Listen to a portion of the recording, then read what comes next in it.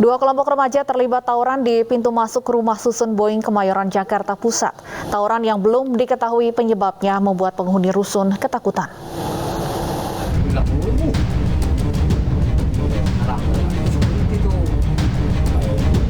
Aksi tawuran dua kelompok remaja di pintu masuk rumah susun Boeing Kemayoran, Jakarta Pusat dini hari terekam CCTV. Remaja yang sebagian besar masih di bawah umur ini saling melempar batu dan beradu senjata tajam. Petugas keamanan yang ada di dalam pos jaga tak mampu berbuat apa-apa lantaran remaja yang terlibat tawuran cukup banyak. Belum diketahui apa penyebab tawuran serta dari mana kedua kubu remaja ini berasal. Penjaga pos, kebetulan dia yang jaga pos, tunggal nih jaga posnya. Nah, diserang, mereka juga kebingungan, dia juga kebingungan. Akhir laporan, badai kerusuhan itu dadakan. Nongol dari kanan, nongol dari kiri, nongol dari dalam mereka nih. Berarti bukan anak-anak sini, Pak ya? Bukan anak-anak sini, Pak. Anak luar, Pak ya? Anak luar semua mereka ini. Tapi ributnya di sini. Aksi tawuran remaja membuat para penghuni rusun dan warga sekitar ketakutan. Sebuah mobil milik penghuni rusun dikabarkan rusak akibat terkena lemparan batu. Dari Jakarta, Rani Sanjaya, iNews melaporkan.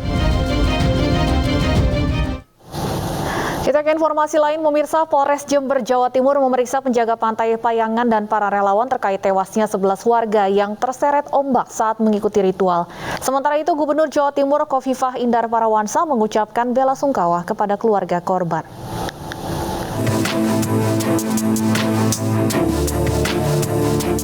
Polisi terus melakukan pemeriksaan maraton terhadap saksi kasus ritual maut di Pantai Payangan, Jember, Jawa Timur. Belasan saksi dari anggota Padepokan Tunggal Jati, berikut penjaga pantai, serta para relawan diperiksa guna mengetahui motif tewasnya 11 warga yang terseret ombak saat melakukan ritual di Pantai Payangan. Setelah pulih, polisi pun akan langsung memeriksa Nur Hasan, pimpinan Padepokan Tunggal Jati Nusantara, yang saat ini masih dirawat di Rumah Sakit Subandi. Kami dari Satreskrim Polres Jember telah memeriksa beberapa saksi, termasuk daripada anggota atau jemaah dari aliran Tunggal Jati ini, terus kemudian juga penjaga pantai, dan juga beberapa rekan relawan atau Basarnas lainnya. Sementara itu, Gubernur Jawa Timur Khofifah Indar Parawansa Senin siang bertemu dengan Forkompinda Kabupaten Jember terkait ritual maut di Pantai Payangan yang menewaskan 11 korban jiwa. Kehadiran Gubernur Jawa Timur juga untuk menyalurkan bantuan bela sungkawa ke keluarga korban. Dari Jember, Jawa Timur, Bambang Sugiarto, Yayan, iNews melaporkan. Dua korban selamat ritual maut di Pantai Payangan masih dirawat di Rumah Sakit Dr. Subandi, Jember. Setelah sehari dirawat, kondisi kedua korban mulai stabil.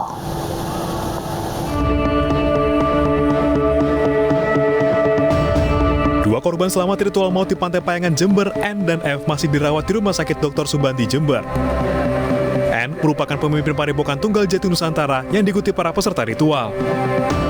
Kedua korban sempat mengalami sesak napas akibat menelan air laut. Mereka dirawat di sebuah ruangan dengan pengawasan polisi. Jadi untuk korban yang selamat sampai saat ini ada dua korban yang dirujuk ke Rumah Sakit Dr. Subandi, Jember. Dan kondisi alhamdulillah sudah stabil semua. Keduanya kini dalam kondisi stabil setelah dirawat sejak kemarin. Mereka diperkirakan bisa segera pulang hari ini. Dari Jember, Jawa Timur, Bambang Sugiarto, iNews melaporkan. Sementara itu, dua korban meninggal dunia dalam ritual maut di Pantai Payangan dimakamkan pihak keluarga.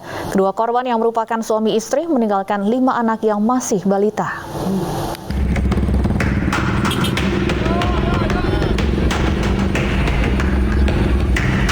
Usai diotopsi, jenazah pasangan suami istri korban ritual maut di Pantai Payangan langsung dimakamkan pada Minggu malam. Kedatangan jenazah Saiful dan Sri Wahyuni diiringi isak tangis keluarga, termasuk 5 anak korban yang masih berusia balita. Saiful dan Sri Wahyuni adalah 2 dari 11 korban jiwa ritual maut di Pantai Payangan, Jember, Minggu dini hari. Menurut keluarga, kedua korban berpamitan untuk datang ke pengajian yang telah mereka ikuti selama 2 bulan terakhir.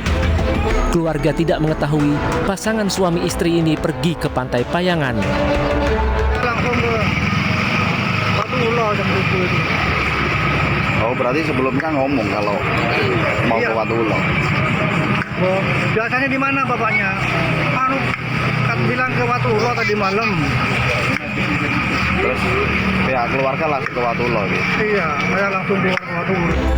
Usai dimandikan dan disolatkan, kedua jenazah langsung dimakamkan di pemakaman umum Desa Agung yang berjarak kurang lebih 1 km dari kediaman keluarga. Dari Jember, Jawa Timur, Yayan Nugroho, iNews melaporkan. Pemirsa, seorang warga yang menjadi saksi dalam insiden ritual maut Pantai Payangan mengaku telah berupaya memperingatkan para korban. Saat kejadian, angin dan ombak di lokasi sedang tidak bersahabat sehingga berbahaya bagi warga. Saya jangan sampai mandi di laut. Oh ya, udah bilang gitu kiainya pada saya. Ya kan udah tahu kan, ombak besar. Kejadian gitu sudah jam 12 ada termasuk korban laporan pada saya kejadian. Saya langsung meloncat ke laut ngambil korban. Saya sendiri, Bu, yang ngambil orang 5 itu. Waktu ombak besar juga bagian dinas sudah ada di sini, bagian dan Kramil juga, antara kepolisian juga ada di sini, juga kampungnya sudah ada di sini, Pak RT-nya juga ada di sini, juga tokoh masyarakat ada di sini, juga tim besar ada di sini juga, Bu, waktu itu. Sebenarnya itu sering kalau orang itu, Bu, sering mau di sini, Bu, sering itu, Bu, 3 bulan sepisang. Bawah saudara-saudara, rombongan-rombongan. Jadi sering dilakukan oleh warga yang berbeda, bukan hanya kelompok yang datang pada malam hari tadi, Pak. Kalau waktu siang ya ada, Bu, sebagian jatah syukuran kepada Allah, minta kepada Allah. Di pesarian sini makam yang ada di sini, gitu, Bu. Apakah ada hari-hari atau bulan tertentu, Pak, di mana warga kerap melakukan ritual di sana? Ini tuh, Bu. Misalnya para kiai banyak juga di sini. Tapi laporan dulu. Sepengetahuan Anda, apa alasan ritual ini digelar pada tengah malam, Pak? Saya sebenarnya tidak tahu apa-apa, Bu. Tujuannya anak putu kepada Allah saya tidak tahu. Tujuannya. Baik, tadi Anda sebutkan saya menjaga tentang keselamatannya saudara. Baik, Pak Saladin, tadi Anda sebutkan Anda sempat memberikan peringatan namun tidak dihiraukan. Kemudian pada saat Anda turun ke pantai untuk membantu menyelamatkan para korban, berapa tinggi ombak pada saat itu, Pak Saladin? Ombak itu waktu itu, Bu, saya yang menolong korban. Itu sebenarnya sekitar ada 4, Bu, ombak yang besar, kanal-kanal itu. Lebihnya sekitar 2 meter lebih tingginya. Saya yang melabui, Bu, melabui korban. Baik, Pak Saladin, sepengetahuan Anda tentunya juga mengetahui bagaimana sebenarnya sih kondisi dari Pantai Payangan ini, apakah memang berbahaya untuk dikunjungi terutama pada tengah malam? Berbahaya, Bu, berbahaya. Apakah memang selalu ombaknya ini memang selalu tinggi di pantai tersebut? Sebenarnya ombak itu belum tentu, Bu. Sekarang bagus ombaknya. Tadi malam kok besar. Baik, jadi tergantung dari cuaca juga sebenarnya. Iya. Waktu itu ada anginnya, Bu.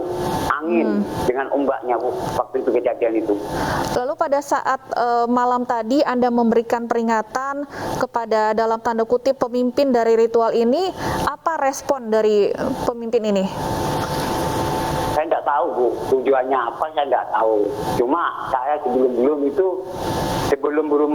mulai saya sudah di pintu gerbang sudah memperingati ketuanya dengan kiainya. Ombaknya besar, Ki, jangan sampai ke laut, mandi di laut. Itu peringatnya saya. Baik. Lalu pukul berapa kira-kira? Kita ke informasi lain, pemirsa. Banjir bandang menerjang permukiman warga di Jorong Lundar, Nagari Pantai Timur, Kabupaten Pasaman, Sumatera Barat. Banjir terjadi akibat curah hujan tinggi serta luapan Sungai Lundar. Ya Allah! Allahu Akbar! Lundar! Itu aja! Warga Jorong Lundar, Nagari Pantai Timur, Pasaman, Sumatera Barat panik ketika terjangan air mulai membanjiri permukiman mereka. Air berarus deras yang membawa material kayu dan batu, luapan dari Sungai Lundar, menerjang rumah dan masjid. Akibatnya sebanyak 50 rumah dan bangunan lain rusak akibat terjangan banjir bandang. Banjir bandang juga membuat sejumlah akses terputus. Hingga malam tadi, wilayah Jorong Lundar, Nagari Pantai Timur masih terisolir akibat tertutup material kayu serta banjir hampir setinggi 1 meter. Hingga saat ini warga juga masih mengungsi di tempat yang aman. Belum diketahui apakah ada korban jiwa maupun luka akibat banjir bandang di wilayah Jorong Lundar, Nagari Pantai Timur, Pasaman, Sumatera Barat. Dari Pasaman, Sumatera Barat, Ari Yohanes, iNews melaporkan. Ratusan warga menyerbu sebuah minimarket di kota Gunung Sitoli, Sumatera Utara demi mendapatkan minyak goreng. Warga rela berdesakan dan antri selama berjam-jam. Meski harga minyak goreng sudah turun, warga di sejumlah daerah masih saja kesulitan mendapat minyak goreng karena stok yang masih langka. Di kota Gunung Sitoli, Sumatera Utara, warga rela antri berjam-jam di sebuah minimarket demi mendapat minyak goreng seharga Rp14.000. Kasihan orang bertumbuh kayak begini loh. Iya, ayo silakan. Ayo. Tadi udah aku bilang. Iya, macetnya kan kita Singapura itu. Salah seorang warga bahkan sempat terlibat adu mulut dengan karyawan minimarket lantaran kesal dengan pelayanan yang dinilai lambat. Warga mengaku terpaksa berdesakan dan antri berjam-jam mengingat minyak goreng masih langka di kawasan Gunung Sitoli dan Kepulauan Nias. Iya, beli minyak goreng. Udah menunggu berapa lama? Dari jam 8. Sampai sekarang masih belum dapat ya? Udah. Hah? Masih belum dapat. Udah berapa jam? Berapa jam kakak menunggu? Saya nggak tahu jam berapa sekarang. Pokoknya saya jam 8 segini. Karena stok yang terbatas, pihak minimarket membatasi pembelian minyak goreng 2 liter per orang. Warga berharap pemerintah setempat bisa turun tangan menambah stok minyak goreng murah agar tidak terjadi kelangkaan. Dari Kepulauan Nias, Sumatera Utara, Iman Jailase, iNews melaporkan. Cinta segitiga menjadi motif di balik pembunuhan seorang pria yang jenazahnya ditemukan di TPU Kober, Jakarta Selatan. Kami akan ulas selengkapnya usai jeda berikut.